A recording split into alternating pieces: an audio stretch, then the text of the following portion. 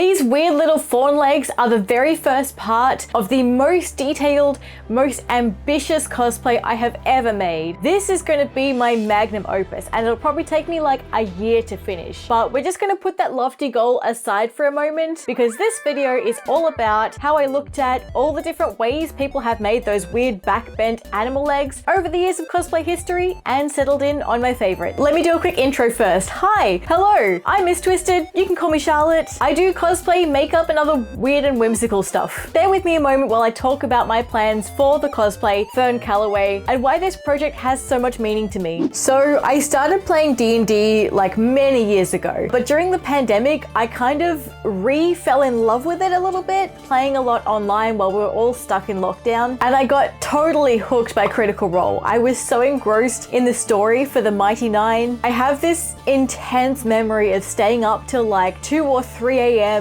sitting there with my headphones on in the dark with my laptop on my bed, struggling to stay awake so I could finish watching the fight with Lorenzo. And while I haven't quite felt the same pull towards season 3 of Critical Role, I absolutely adore Fern Calloway. I love her soft, flirty voice that Ashley Johnson does. It's almost like she's a professional voice actor or something. Anyway, I had no plans to cosplay her until Critical Role released this absolutely incredible artwork of her updated appearance for level 10. And for me, it was love at first sight. I instantly said to myself, this is going to be my ultimate cosplay, my magnum opus. Shout out to Hannah Friedrichs, and I hope I'm pronouncing that name right, who is the artist behind this incredibly detailed monstrosity of a cosplay that I now embark on. Obviously, you've got the faun legs, you have those mountains and mountains of skirts with multiple layers and ruffles going on, all the vine and flower details over the hooves, that beautiful corset also with that soft gradient and what looks to be like embroidered tiny little flowers, humongous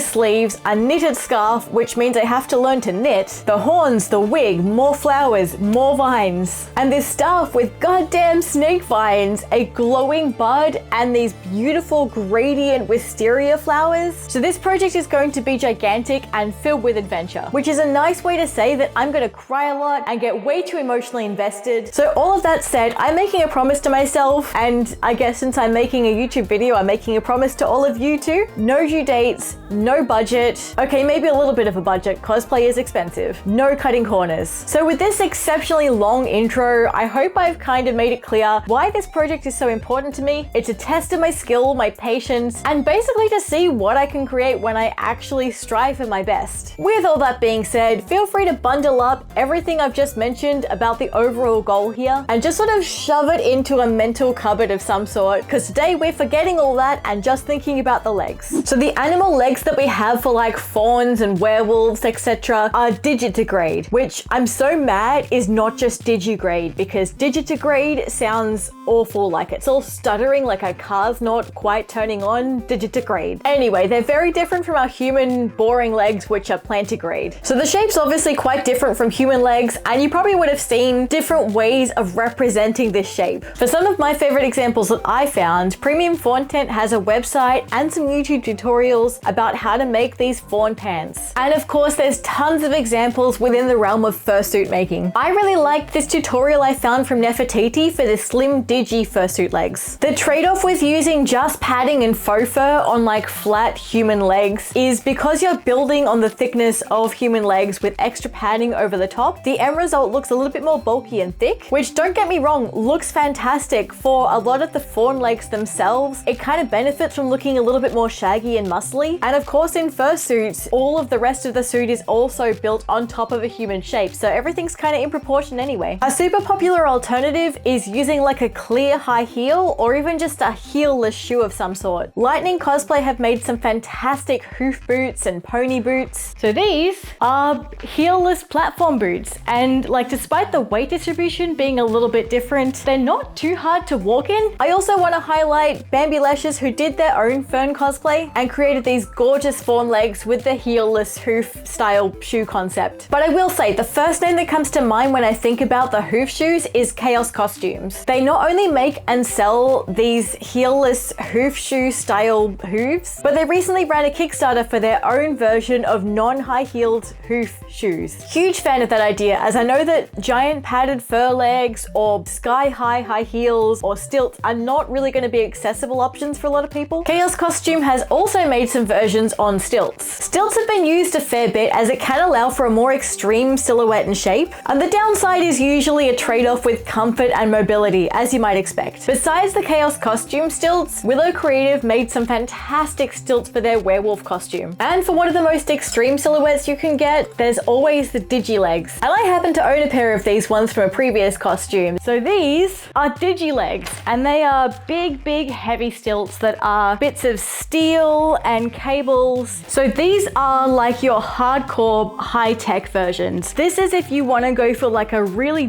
big monster, like a very extreme proportions. Now I bought these a couple of years ago for a creation that I like to call the Owl Beast. I really wanted to make like a big, wild, mysterious forest spirit. This was before I was making YouTube videos, so I'll just chuck some crappy phone footage up of what it actually looked like. So you can already see that like these are way more high-tech to a degree. The extra weight does actually mean that it gives you like quite a low center of gravity despite how high up you are, which does help with balance, and I do like that. The way the cable and everything is set does also mean that like if you have your leg up next to you here, the stilt automatically kind of comes up too. If you stretch your leg out, it automatically pulls the cable so that this bottom section here goes out as well. So it kind of mimics the movement and articulation of a leg already. Been a while since I wore these, so let's see how we go.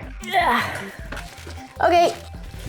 All right, that's not too bad. Now I'm not going to use these for fern because they're not going to be super comfortable, they're heavy, and the proportions are much more extreme, which is kind of why they work better for like more monstrous designs. But for like a more extreme cosplay, these are fantastic. If you're willing to spend the money and the time to learn to walk in them, do highly recommend. They're pretty cool. Now I ended up settling on the tutorial from Chaos Costumes for their stilts. It's a nice happy medium as I can achieve a more extreme silhouette than you'd get with like the hoof shoes or hoof boots, but not as out of proportion and cumbersome as like the digi legs. Comfort and movement are a huge priority to me. I want to be able to prance around and be comfortable, and while I've seen some great cosplayers that utilize stilts, it kind of ruins the illusion a little bit if you're sort of stumbling around. And that's no shade to anyone apart from myself, because I've worn the digi legs before, and I think looking back on some of the footage, the one thing that is very clear is that I am not comfortable in that owl beast. Okay, so the tutorial that I'm basing mine off to start with from Chaos Costumes is a paid tutorial. It's on their Etsy page, which I will link in the description below. I feel like I've been holding this tea for 5 minutes instead of drinking it. Give me a sec. Anyway, I reached out to Chaos Costumes and they are totally happy for me to share some of the progress behind my making of these stilts. But I'm not going to go full step by step from this first part just because it is a pre-existing tutorial and I want to be respectful of that. Okay, before we continue, quick safety stuff I want to go over. Any kind of stilt or heel like this is going to be a strain on your feet, on your ankles, on your calf, arch support, leg muscles, you get the idea. If these stilts or heels break, you could very seriously injure yourself. If you lose your balance on these stilts, you could also very seriously injure yourself. What I'm trying to say here is both constructing and wearing these kinds of things are risky. This is a risk that I have accepted for myself. I implore you to weigh up whether or not it is the right decision for your comfort and your safety. If not, maybe look at doing a clear high heel or even just a flat version of the faun legs instead. And it should be a given with any of the construction stuff I'm doing. Please observe any safety protocols, wear your safety goggles when required, wear your respirators when using any kind of fumey glues or paints, earmuffs, etc, etc. So we're starting out in the garage, and the rule when entering the garage is you have to pay the seed tax. We've got Beatrice, Speckle, and we've got Matilda. I'm absolutely terrified of power tools, but my fiance was helping me out with a fair bit of this, and I managed to not cut off any of my fingers. I'm glad I bought tons of spare wood though, because I stuffed up the lines so many times, it's actually really hard to cut straight, even with a circular saw. And this first pair is just a prototype. I will go through some of these steps in more detail for pair number 2. So while drilling like a hole in the stilt here, the drill bit broke off in the stilt. It's gone all the way through both pieces of wood, so I'm just gonna leave it in there.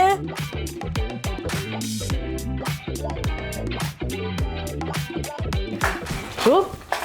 And hey, these didn't turn out half bad for someone who's never touched a power tool in her life. I also love the extra articulation that you get with these. Like you can come right down here super easily. You get a little bit of an extension with your leg when you lift up. And of course that toe plate there where the hoop is going to sit, being able to like bend a little bit as well. Now you probably can't spot it in the camera, but I am like sweating already just from wearing these for like a little bit of time. The one thing you don't realize when you're wearing them is how much like your abs and your thighs and your calves are working to keep you steady. So I guess on my to-do list for the Fern cosplay, I'm adding get super fit. Oh, I'm gonna have to do so many squats. Now that I've kind of wrapped my head a little bit around the design, there's a couple little tweaks I'm gonna make to it. With this like padded structured shoe and this nice thick piece here, it does mean this section is quite thick. And on like a goat leg or a deer leg, that tends to be the section that's the thinnest right before where the hoof is. One part of that is swapping out this more structured padded shoe for a really, really thin aqua shoe like this one. The wood's going to be a harder issue because if you take away more of that wood, it's going to be less structurally sound, and this is like holding up your entire body. Now we're going to spend a few minutes where I pretend to know something about wood. If I say something wrong here, you all have full permission to actually me in the comments. So the first stilts I made were made out of pine, which is a softwood. Essentially that means it's a lot easier to work with, easier to cut, easier to screw into, easier to sand. Anyway, my thought is swapping out the pine for a hardwood like oak. But because it's harder and stronger, my hope is that I can make those stilts with slightly less thick wood and still have it be as structurally sound. I really hope this works because this piece was incredibly expensive. Okay, so we're on to pair number 2 and hopefully the final pair. Well, that's laughably bad.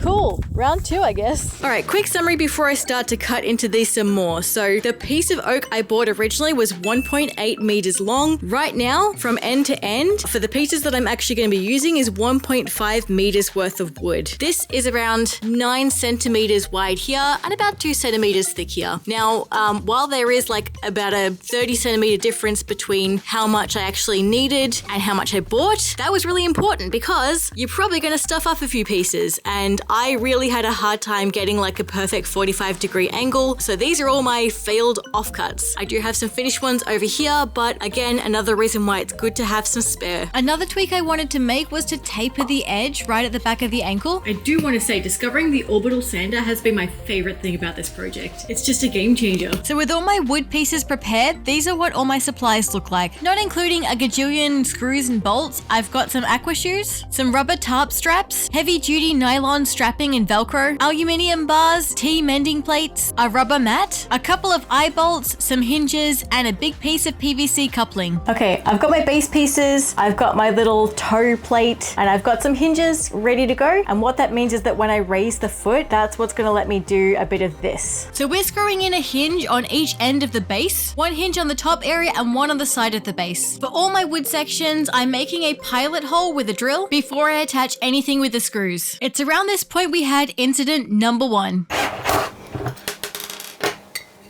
Oh, what? The screw just broke off in the hole. And here's the thing, right? The 2 wedge pieces are going to go on here, and these are like load bearing, so you don't really want to muck with the placement of them. Okay, we're fixed, and in the dumbest way possible. So essentially all I did with this piece is I'm like, well, I can't shift left or right, but I can just shift it down slightly. So the whole piece, I just shifted slightly below where that hole is that's got the broken screw in it. So it's still got like 3 fresh screw holes that's holding this in nicely. And then this piece here doesn't need to bend all the way over like this piece, because that piece is just going to hold the wedge there. So as long as that can go there and come back like that, that's fine. So yeah, I'm going to do the other side.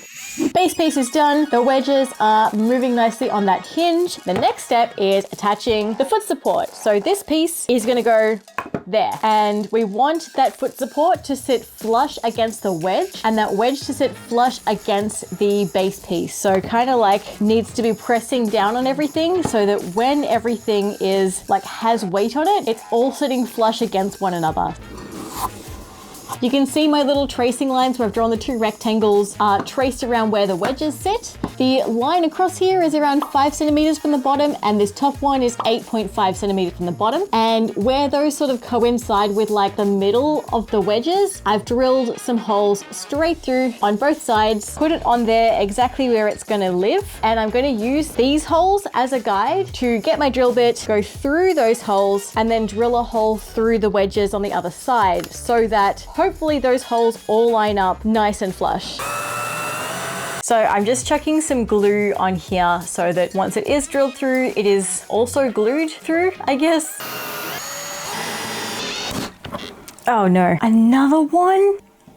Another one broke? You've got to be kidding me. Okay, getting that foot support screwed onto the wedges and getting it like completely flush was a nightmare. I don't remember it being that hard the first time round, but we are there. It's sitting nicely. It still hinges nicely. We've got some nylon strapping. This is around 5 centimeters thick and 10 centimeters long, little pieces. I'm just gonna do a little bit of like heat along the edge here, and this is gonna like melt the nylon a tiny bit and seal it, stop it fraying at all. All right.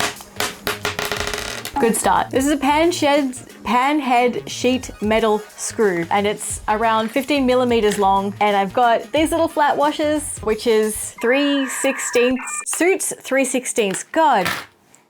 Do woodworking, they said. It would be fun, they said. Nobody said that. All right, so I've got the screws and washers poking through the corners of the nylon straps, and one end is going to get screwed in right here, like at that end.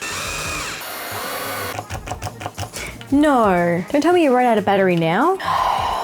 I don't want to go out to the garage, it's dark. I'm gonna manually screw these in like a peasant. In the most impressive feat of logic, instead of just braving going out in the dark to my garage, I spent an hour or so just manually screwing these ones in. Honestly, I regret nothing. I was chilled out watching Hey Lizard Lee's deep dive into historical undergarments and cosplay. Do recommend if you like cosplay and or video essays. I will put the link in the description below. It's the next day, we've got some fresh batteries. Let's go. Okay, we have our retaining straps in, looking nice. So these ones can now move quite nicely. Next step is going to be our toe support. So that is our little piece with a 45-degree angle, because that is going to go here, and that's going to be where we rest our toes, basically.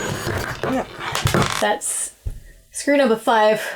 I've broken. I'm doing so well. I mean, I might be able to get that out at least. Yeah, I wasn't able to get it out. I actually had to cut off the excess that was poking out with a hacksaw. So at this point, just assume a blanket rule. Stilts are really hard, guys. I don't think I'm a woodworker, let's be honest. And the next step is going to be like some sort of traction pad for the bottom here, so we're not just like walking on wood, because it's not going to be very grippy, and I don't know, it's probably going to destroy someone's floor. So for that, I've got this stuff, which is literally just like a rubber mat that I bought from Bunnings. It's got this sort of diamondy texture, so my thoughts are that's going to provide like a nice bit of grip. All right, folks, we're using contact adhesive, which means you've got a respirator on, and I'm outside, so there's plenty of ventilation as well. We got our shoe. I'm going to cut a little V out roughly where your pinky toe would be, so around here on me. I have a V cut out, and the reason we do that is so that we can actually stick some drills through there. So gonna get a hole right through the sole of that shoe. And I have a big freaking washer to put through that. So that I'm gonna thread in here. So because it's got a giant washer, I have to kind of go like in where the foot goes. Okay, so I've got the screw just coming out of there, and I can get to the screw to screw it in through that little V that I made. I'll need to line this up on here, which is gonna be the fun part, because you want to make sure the balls of your feet are on that toe rest. All right, I can see on here roughly where that screw is poking out because I made a little dent there. I'm gonna get myself a little pilot hole there. I believe the tutorial suggests doing like 3 of these at once, but I like to get one screwed in just to make sure that the shoe's like aligned correctly. Seems to be sitting pretty well, so that's good. We're gonna do the same thing with 2 more washers and screws. One at the heel, one right where the arch of your foot is, and then of course the one right on the ball of your foot there. I've got just a really cheap insole from a Kmart pair of shoes that I had. That's gonna go in there, and that's gonna protect your feet from rubbing against the screws. Next, we've got this eye bolt. We're going to affix this right at the back of the heel, that's what we left this gap for. So a decently sized pilot hole here, enough that you can just start twisting the eye bolt through. Luckily for me, it turns out this eye bolt was exactly the right size because with the nut and washer on the other end, this fit perfectly with no excess I needed to cut off. So next step here is the T-plate, and this is where I realized I kind of girl bossed too close to the sun, as the cool kids say, because I did this lovely rounded side here, all nice and pretty and like curving up towards the top. I forgot about the T-plate, which needs to go here, and you know, realistically it should have a lovely flat surface to sit on, not this freaking curved thing. And also it needs to be parallel so that like the bit that goes on here can hinge properly, not on an angle like that.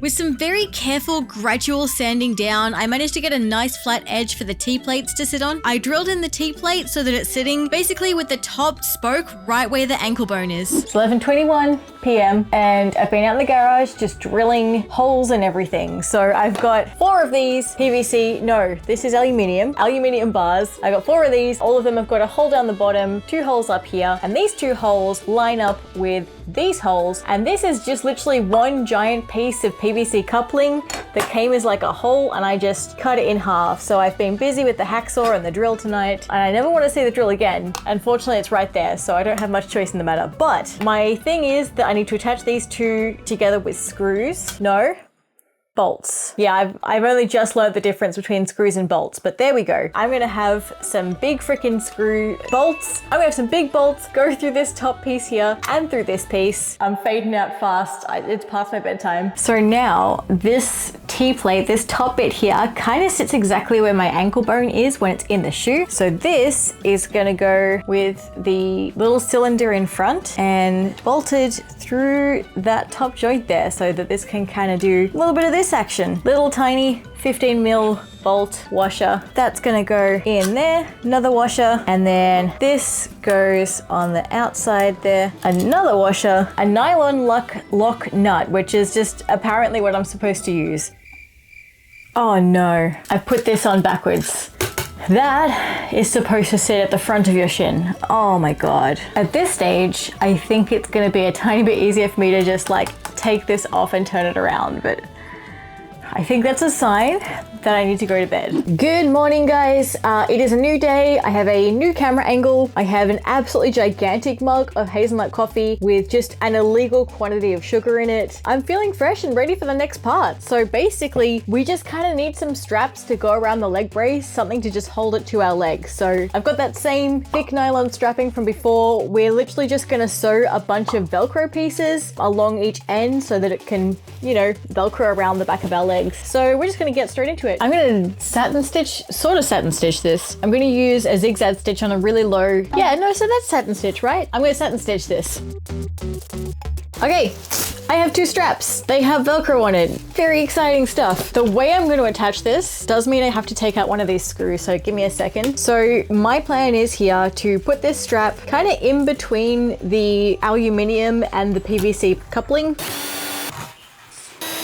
Okay, home stretch. There is literally one more step with this one, and that is our tarp strap. So this is a rubber tarp strap. It is crazy, crazy strong rubber that's gonna take a lot of force. It came with these little S hooks. I've removed the one off this end because I only need this one. This one, well actually this top end here is gonna go over that little screw there at the top. And then this bottom one here is gonna like hook on there. And that way, when I lean forwards in this, that rubber tarp strap is gonna assist me like pulling back up again, which means I can lean all the way down and I'm not like straining my knees every time I want to straighten up again. All I need to do is get some nuts on the end of this and we're done. Side by side comparison, we've got our chunky pine prototype on the left and our lovely shiny new oak pear on the right. And you can see it really just comes down to that wood being thinner is hopefully going to allow for like a more sleek, slim silhouette on that leg. Leg brace on here and then my straps down here. Oh, and I'm a little bit warm. Okay, hang on. Oh wait, no, my microphone. Oh no. Okay, hang on. Microphone is on, stilts are on, hoodie is off, and that camera angle is way too low to see what's going on. Okay, hang on. God, I'm so good at this, guys. I'm a professional YouTuber. I can feel weight-wise, there's just no chance of me falling forwards.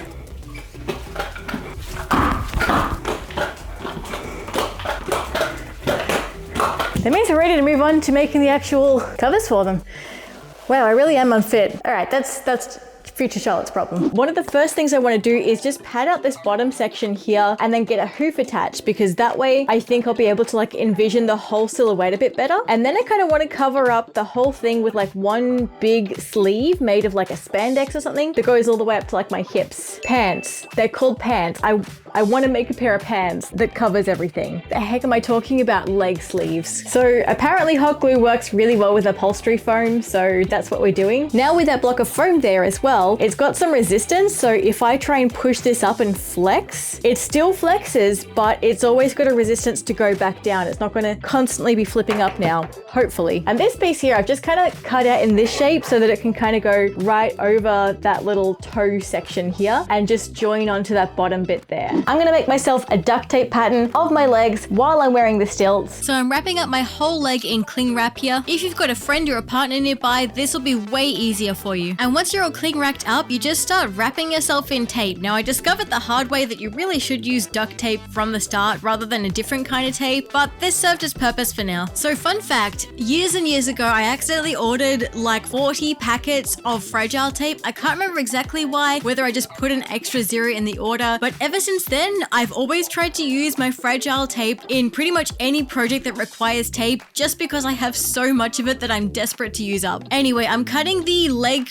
pattern thing off through the middle using a pair of those like surgery scissor things that they use to cut off bandages so you don't risk nicking your skin. So we're going to turn these duct tape patterns into duct tape mannequin legs. This tracing of the stilt is just to create like a little cardboard shape. I'm going to put this in the very bottom to hold the shape of the mannequin legs right at the base. Now we're going to gradually tape this leg back together, and as I go I'm stuffing this with a bunch of scrap fabric and foam just so it holds its shape. Look at these scams! Are they fantastic? Also, is this actually the size of my thighs? Because damn, I've got some hams. Using these mannequin legs as sort of a guide, I just sort of drafted out a rough shape that I can sew two pieces of together to create sort of a sock that's going to go over the stilts and up to my shins. I just want to preface before I show you the results that I realize in hindsight that choosing the light beige as the color for my spandex was a choice. It just looks like I'm holding up a lumpy, naked, deformed person, and it's a little awkward. I can't look at myself while I'm doing this. I'm just holding a giant baby off camera. Straight face, straight face. I can't. 2 hours later. So I actually did two pieces here. I've got one which goes from here and stops here, and then the other which is just like a regular pair of leggings. And literally all I did was trace out the pattern of an existing pair of leggings I had and sewed it together. There's nothing else to it. Now it seems like a lot of people will either 3D print or resin cast their hooves. I'm going to use Wobbler for mine. So this is kind of just a pattern that I've put together just from sort of mucking around with pieces of paper and sort of holding them in a hoof shape to kind of see what I want it to look like, and just kind of cutting and manipulating the paper pattern as I went until I was happy with the shape. I'm cutting all of my pattern pieces out of a thick piece of EVA foam to start with. We're going to blast these pieces with a heat gun just so we can curve them a little bit into the final shape we're going to want. I'm gluing these pieces together with contact adhesive. Again, I'm wearing my respirator and I've got my window wide open so there's plenty of ventilation. I've only got two pieces of wobbler here. I'm going to wrap them around the hoof, and the joint is going to be right down the groove between the two toes, cloven hoof bits, you know what I mean. I'm hoping that the foam and wobbler will have a little bit of flex to it so it'll be able to take a little bit of a beating if I bang into things. And since it's hollow, it should fit pretty well onto the front of the stilts. To add some texture, I've got a wood burning tool here and I'm just tracing some ridges into the hooves. For priming, my go-to is usually Plastic because you can spray it on and then leave it, and I'm impatient. But since it was nighttime and I didn't want to go to my shed, and again, I'm impatient, I'm using Flex Bond. Luckily, I can put it on relatively thick. I don't have to worry about like paint strokes since it's just going to add to the ridges that are already there. And then I can just leave it overnight to dry. The next morning, it's time to add in the paint layer. So this is just a mix of a couple of different acrylics to get the brown that I'm after. And once that first layer is dry, I'm adding in just a brown wash here just to sort of bring out some of those ridges. Okay, Fern's hooves are looking fantastic. This color is absolutely gorgeous. Just a shame that I can't keep it because this is not the color of Fern's hooves. She actually kind of has green stained hooves, almost almost as if they're covered in like algae or moss. So I ended up finding this stuff, which is dirty down moss water soluble paint. And this stuff is very interesting, right? Because in here, it just looks like a bunch of dark green ink, but there's like a substance in there, like a really thick, lumpy sort of substance. And essentially when you paint it on, it dries lighter, like a light moss color, which is exactly what I'm after. So that didn't work. And I'm almost impressed by how much that failed. It has the effect, but it's big and thick and chunky. And then over this side, I painted it just the same and it's gone really dark. I don't understand how a single product can be so inconsistent. The bottle is labeled semi-permanent and it does say on there that you can remove a lot of the product just with water, like it's water soluble even after it dries. So hopefully I can get these hooves back to working order. From everything that I've read to try and figure out where I went wrong, it's just that this stuff is crazy temperamental. Okay, round 2, trying out the moss effect paint. There's some stuff happening definitely, but I'm still not really happy with it. Like I've tried having it slightly hotter, slightly colder. I've tried layering that really thick. I've tried keeping those layers super thin and like watering it down. It's just not working for me. And I'm sure that like if you can get the formula exactly right, maybe it'll work for you, but I'm ditching the moss paint. I'm gonna try some alternative paints instead to see if I can get the effect I'm after. And this one here seems to work beautifully. This is Citadel Layer Moot Green, so I assume that must be a Warhammer one. And this one has worked absolutely beautifully. Like that is such a lovely green. It is the perfect bright mossy green that I was after. So I'm sort of using a dabbing motion with my paintbrush to make sure that the texture stays a little bit mossy and less like paint strokes. I'm concentrating it near the front and the base of the hooves and also just wiping off some of the excess to ensure some of it just sticks into some of those ridges. Okay, I am much happier now. These are looking fantastic. Like if I look from further back like this, brilliant. It's green, it's algae, mossy looking. It's not overpowering, like it's not cartoony, and it's not like a bright radioactive green either. I'm just gonna spray these with a matte varnish to seal the whole thing in, and then I'm gonna call it a day for these. I initially decided to attach the hoof to this sort of sock thing by sewing in hot glue. I changed my mind entirely about this later on though, so I'm just gonna gloss over this bit. Moving on to the leg padding with even more hot glue. I have a ton of scrap upholstery foam sitting around, so my plan here is basically just to cut out pieces that seem to be padding out where I need to, which is at the back of this knee joint here, and start building up some layers around the front of the knee. Hopefully these padded areas will help change the shape of the leg overall from less like a human and more of that animal shape. We got a weird loincloth just for modesty for now until everything gets fur. But anyway, look at this. Look at this shape, it's perfect. Like, goddamn. But it pretty much instantly looks like fawn legs. These are literally fawn legs. It doesn't get any better than that. So I'm incredibly chuffed, all right? This is just very good, and I'm happy. So what I've tried over on this leg here is basically wadding, which is just like a really soft, squishy stuff. It's stuffing, basically. It's just like a sheet of stuffing that you would put into like a quilt or a pillow or something. Okay, so basically the wadding, it's the nice soft squishy stuff. It's gonna go over the foam padding sections. And the reason why is if I have like a fabric or a faux fur that's kind of stretched over these sections, I don't know how well you guys can see it in the camera, but essentially it takes away the lumpiness of the upholstery foam and just makes everything nice and smooth and streamlined. So it's more like muscles under skin and less like upholstery foam, I guess.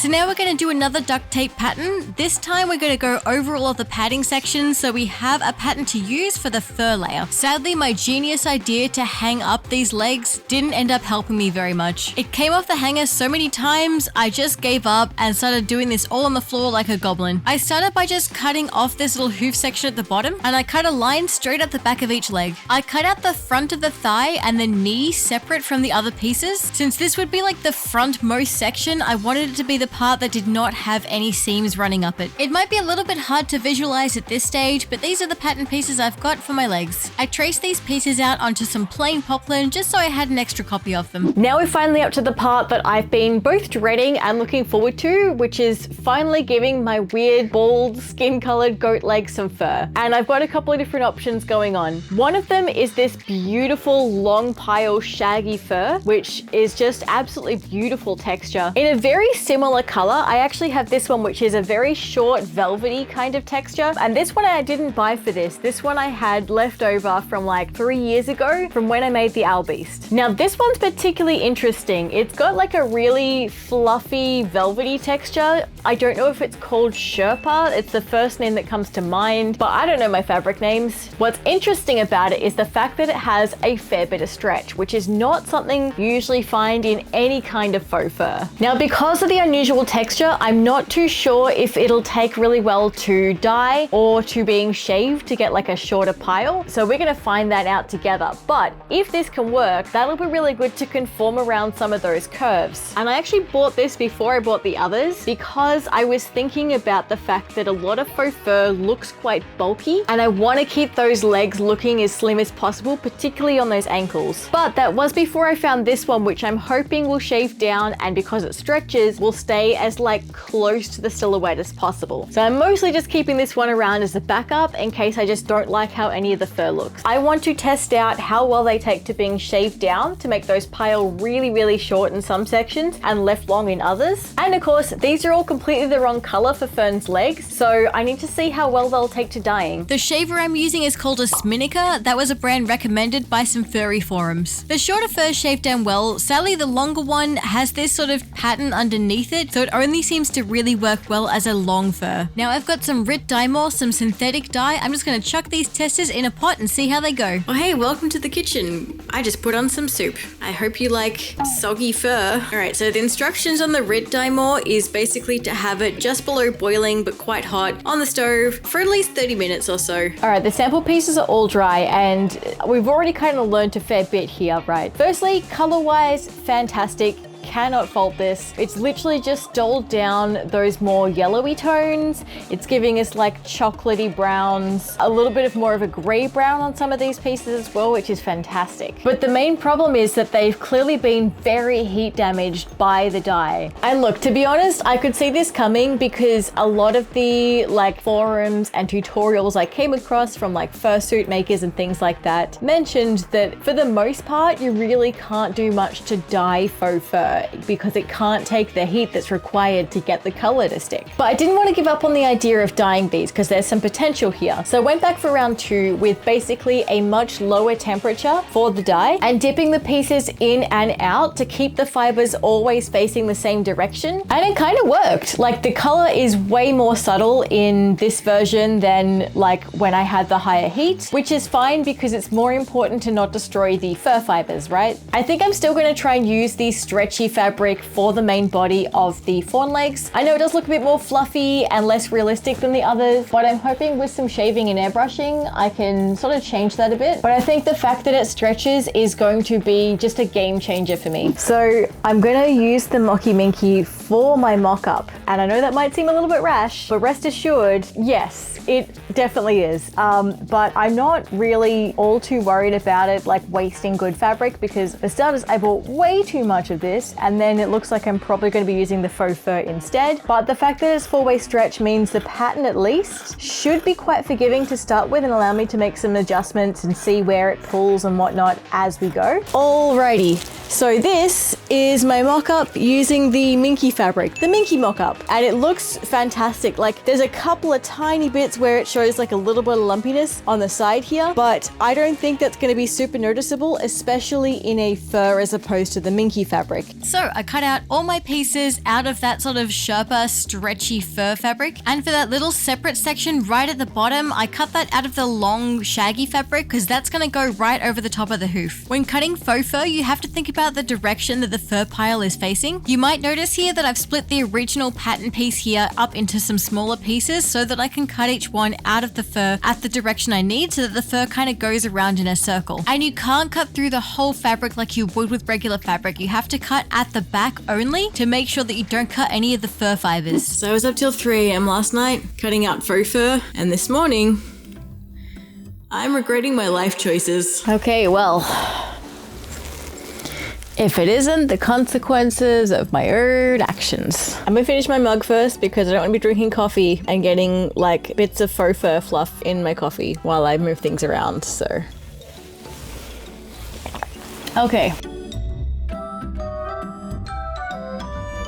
With all the cleaning out the way, it's time to dye my fur pattern pieces and hope for the best. I'm being very lenient with the temperature on this one because again, it's more important that the fibers survive and look nice than having the perfect color. And yet, somehow I ended up with this burn mark / dye mark right on the base of one of my knees. And I didn't have enough leftover of this fur to do a new piece, so I'm just gonna hope that I can rectify this later on. I'm just brushing over it as it dries to make sure the fibers all dry facing the same direction. While that was drying, I tested out a bunch of different green paints on some of this long shaggy fur that's gonna sit over the top of the hoof. It seemed to work the best with a super watered down acrylic ink that was soaked into the fibers. But before we get painting, I'm gonna do a couple little sewing lines like this one right down the center here that's gonna just kind of curve this piece just a tiny bit so it can better sit over the top of the hooves. Now, as I'm folding this to put in my sewing machine, I've tried to pull a lot of the hair fibers outwards so that it doesn't get too caught up in the stitches. And this shape seems to sit pretty well over the hoof, so we're ready to move on to painting. Now, my aim here was to kind of treat it like you would hair dye, applying it at the roots and just going sort of layer by layer and brushing it on more lightly towards the ends. I think that this might be why this seemed to dry relatively okay without it sort of clogging up the fibers of the fur and still staying relatively soft. Once they were dry, a nice aggressive brush out made them much softer and got rid of any of that crusty feeling that might have remained from the paint. I decided to ditch the extra sock thing that the hooves were originally attached to and attach it straight to the front plate of the stilts. So I'm coming back in with the good old reliable contact adhesive. Now, where the hooves attach is only on that very front toe plate. That way it won't take away from the articulation as the stilt moves. And I reinforced the attachment with some extra EVA foam padding out around that hoof. Now to attach some of these little shaggy green pieces of fur, and I'm attaching a couple of them just around this wedge section here to kind of just disguise the extra wood. And you might notice as well that I've painted it green to sort of blend in with that fur. Once again, hot glue coming in clutch. It just seems to work really well for foam and fur in particular. Alrighty, so far these are both looking pretty good. I've just been building up extra pieces here on the sides just to like cover this area here and also the side here, specifically to try and hide where the movement is so that it still like moves like that where it articulates. Okay, this was actually so satisfying to do this tufty bit because I kind of really needed a win. So much of this project has been like 2 steps forward, 1 step back, and like a lot of double handling of techniques to try and get everything right. And to have this bit just like turn out and then I can finally kind of see and envision what it's going to look like when it's finished. Just good vibes, very good vibes.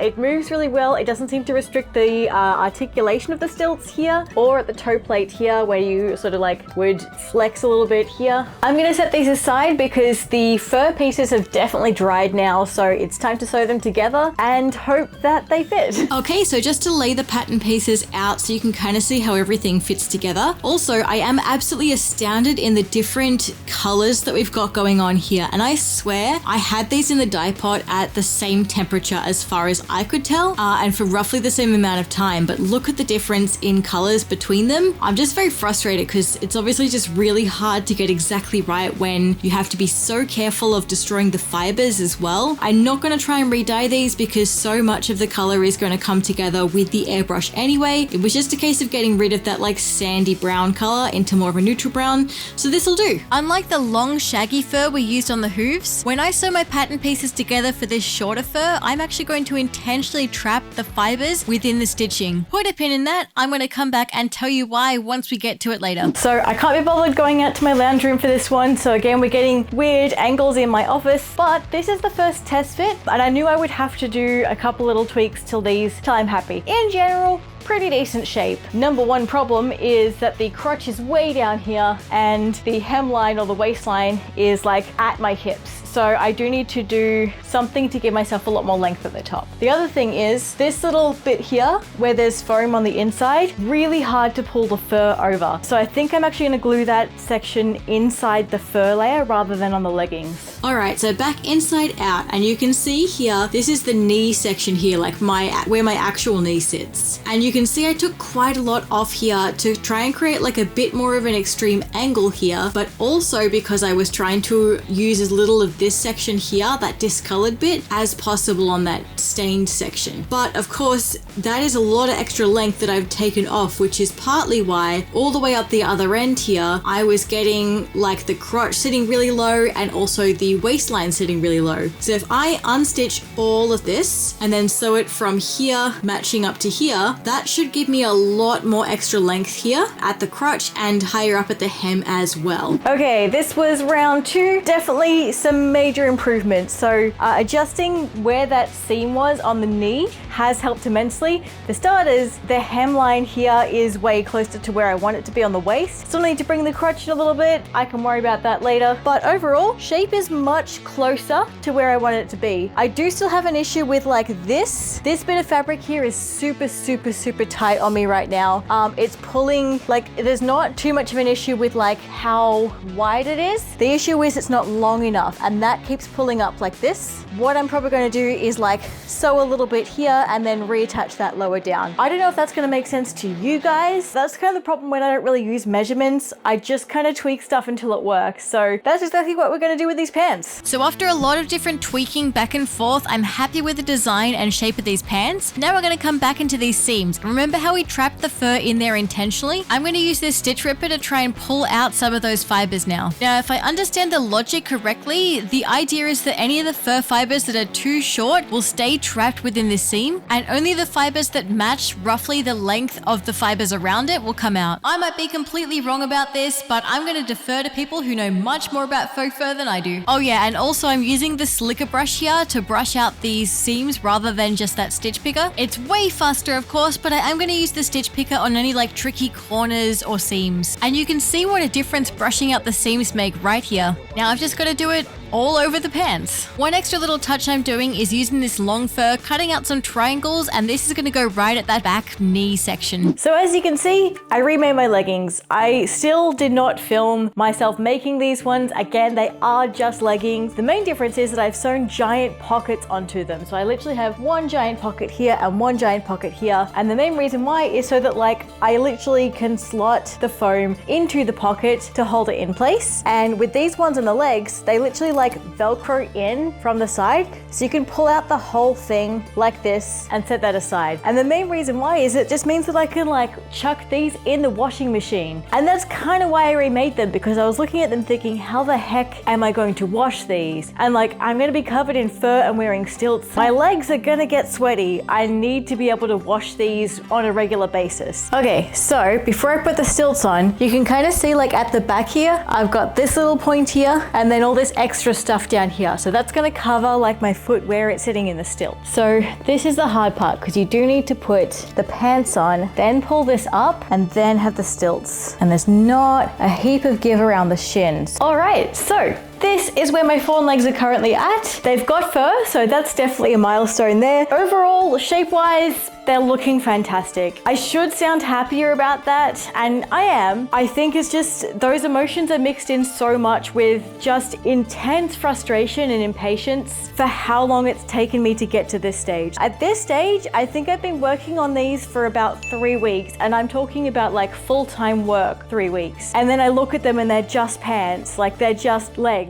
And like I know that a lot of that is just me being impatient, expecting things to work straight away. With all that being said, seeing these like on my legs and functioning and working, it's like seeing the light at the end of the tunnel. Like I can see the finish line. I can see how good these are gonna look when I get them shaved and painted and those last little tiny reinforced stitches and things like that. So while I was this close to just putting this whole project aside to work on something easier, I think I'm going to power through, because I don't actually think I have very long left on this now that I can see how cool these look. As one of the final sewing touch-ups, I've got some Velcro dots on the top of this green shaggy fur, and it's going to be on the bottom of the pants as well, so that these two pieces sit naturally together when I'm wearing them. The Velcro is sitting nicely, it's joined nicely down to the hooves, everything's comfy, I can move in everything totally fine. Seams are reinforced, the shape is good. I can visualize the finish line, like I can see the finished product now. I'm feeling a second wind is my point. I'm really excited to get these done now. All right, so my goat pants are back on my mannequin legs so that I can start trying to shave this down a little bit. And my goal here, like I don't want to shave off everything, right? I still want them to be furry. I just kind of want to create some variation, especially because I do want the lower areas of the legs to be a little bit skinnier. So I'm going to just shave shave a little bit, particularly like on the front section, I guess, and leave it like a little bit hairier and shaggier back here. I'm kind of just gonna go with my gut at this point and see how this goes. Now, before I get carried away airbrushing the rest of the legs, I wanted to make sure that the very bottom here matched the green of the shaggy fur perfectly. So I'm using the exact same inks to paint in this fur. It might still turn out a slightly different color just because it is an entirely different faux fur, but hopefully it'll be close enough visually. Alrighty, so this is how the legs have dried up. They're looking pretty good. Like, the fur is obviously a little bit crusty at this point, but honestly, all of this bit is going to have like a lot of the foliage over the top of this section of the leg. So it's probably almost beneficial that it's kind of hardened the fur a little bit, because it'll hold it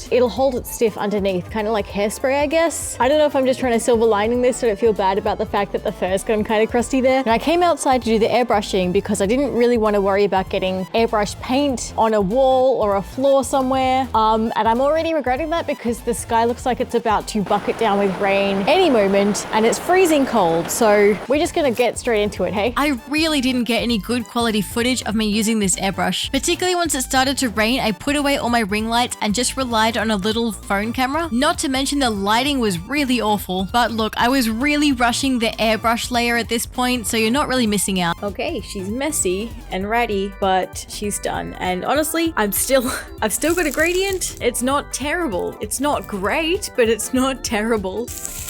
All right, that's worked actually really, really well. That's very satisfying. Oh my goodness. With the pants inside and fully dry, it's finally time for a bit of a reveal. Okay, so I don't have a full Fern cosplay yet, of course. I've only got the legs. I had the wig ready for Ferns. Why did they name a faun Fern? That has to be on purpose, right? That's so annoying. And I've got some little ears that I've put together and some horns I spray painted, so I at least have like a faun character that I can kind of use for reveal that's a little bit Fern-like, Fern-esque. It's giving Fern.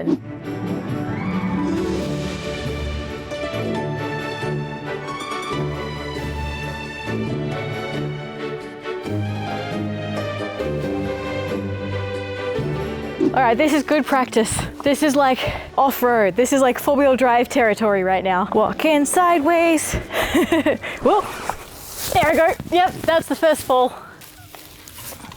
Easy, good. I'm good to fall down on the grass and not somewhere a little bit harder. I have to say, having a bit of faun makeup and like styling and the legs all on, and it looks fawny. The legs look they look amazing. I know how hard it is to make faun legs look good because I've been researching it for months. I was not expecting these to be so comfortable and be able to move so freely in them. Honestly, I was expecting them to be incredibly restrictive, especially for someone who just cannot walk in heels. They move beautifully, they look great, but I don't think I'm quite done with these. I think I realized once I started doing the airbrushing that I was gonna end up redoing at least the fur layer, and I may tweak the padding a little bit as well. Don't get me wrong, I think they look absolutely fantastic and I'm just so happy with this, but I promised myself with this project that I would keep working on it until I know that it's the best that I can do. It's not about being perfect or good enough, but it's just about me knowing that I've done my best. And I think I can have them looking just a smidge better, so I'm probably going to come back to these legs at some point with some improvements. I already have some ideas on how I'm going to improve it, but I'm going to go through that in whatever update video I make next. If you guys have some suggestions or advice on your own on some techniques that I could try for these next time, or suggestions on the kind of content you'd like to see, or tell me about your favorite Critical Role character or what other D&D podcasts or shows I should check out, please let me know in the description below. I absolutely love looking through the comments afterwards and reading everything, and I love being able to talk to other people who are just as ridiculously enthusiastic about these fandoms as I am. Massive thank you to Chaos Costume for permitting me to show off a lot of the process for the Stilt tutorial that I used. I want to do a shout out to my top tier patrons, my ultimate supporters. So I'm going to do that while showing off some of the movement one final time. Artemis, Dakota, Ender, Fluky, Rakishan, Residual Images, Robert, Mischief. Okay, getting over enthusiastic now. Tamara, Tim. Oh, there goes my horns and my wig. 1, 2, can I do a little scissor kick without hurting myself? That's the question I'm trying to work out. Yeah, no, not gonna happen. No, not gonna do a scissor kick there. All right, I'm just gonna try like a little bit of a trot. Yuri! Things that nobody asked me to do. I've lost an ear and my horns now. You're all welcome. Also, a massive thank you to these other amazing Patreon supporters whose names are appearing on screen now. If you like my work and want to support me, joining my Patreon is the best way to do that. I post previews, work in progress shots, and sometimes entirely exclusive content. And some of the tiers even give you free mugs and stickers. The link to my Patreon will also be in the description below. But even being here, liking, subscribing, commenting, sharing this video with a friend, all that jazz, every bit of that helps support me. So no matter what level you support me at, thank you so much for being here. Thank you for watching, and I can't wait to see you all in the next video. Bye!